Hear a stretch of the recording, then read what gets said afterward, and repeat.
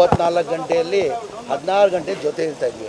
ಆವತ್ತು ಅವ್ರ ಪ್ರೀತಿಯಿಂದ ನನಗೆ ಕುಳ್ಳ ಅಂತ ಇದ್ರು, ನಾನು ಅವ್ರಿಗೆ ಕರೆಯೋಣ ಅಂತ ಇದ್ದೆ. ಇವತ್ತಿಂದ ಇಲ್ಲ, ಆವತ್ತಿನ ಭಾಳ ಸತಿ ಹೇಳಿದ್ದೀನಿ ನಾನು.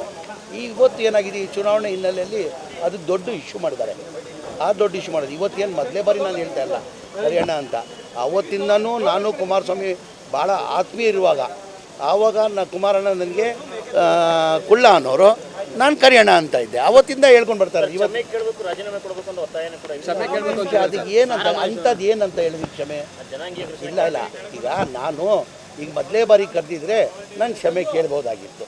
ಮೊದಲೇ ಬಾರಿ ಅವತ್ತಿಂದ ಹೇಳ್ತಲ್ಲ, ನನ್ನ ಪ್ರೀತಿಯಿಂದ ಅವ್ರ ಪ್ರೀತಿಯಿಂದ ನಾನು ಕುಳ್ಳ ಅಂತಾಯಿದ್ರು, ನಾನು ಅವ್ರಿಗೆ ಕರೆಯೋಣ ಅಂತ ಇದ್ದೆ. ಹಂಗೂ ಅವ್ರಿಗೇನಾರ ಯಾರಿಗಾನ ನೋವಾಗಿದ್ರೆ ಕ್ಷಮೆ ಕೇಳ್ತೀನಿ, ಅದೇನಿದೆ ತಪ್ಪೇನಿದೆ. ಅವ್ರಿಗೆ ನನ್ನ ಮಾತಿಂದ ಯಾರಿಗಾನ ನೋವಾಗಿದ್ರೆ ನಾನು ಕ್ಷಮೆ ಕೇಳ್ತೀನಿ. ನಾನು ಮುಂಚೆಯಿಂದ ಪ್ರೀತಿಯಿಂದ ಹೇಳ್ತಿರೋದು, ಇವತ್ತಿಲ್ಲ ಇದು.